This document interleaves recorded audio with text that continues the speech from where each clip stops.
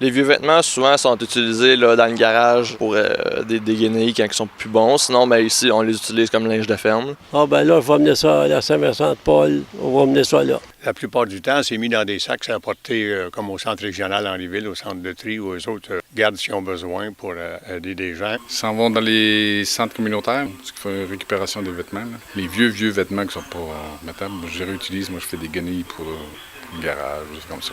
Je vais les porter aussi à Henri-Ville, au centre-aide.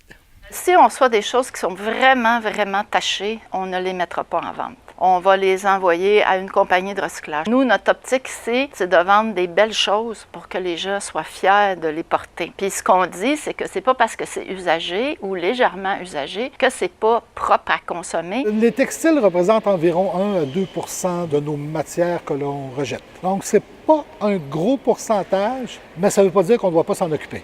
On peut faire plein de choses avec le textile. Le premier, c'est de le réutiliser. Souvent, c'est des produits de qualité supérieure qu'on va retrouver dans les friperies parce que le monde achète du beau linge et pour plein de raisons, ils s'en sont débarrassés. La deuxième chose, c'est que si le tissu est taché ou quoi que ce soit, si c'est des fibres naturelles, ça peut être réutilisé.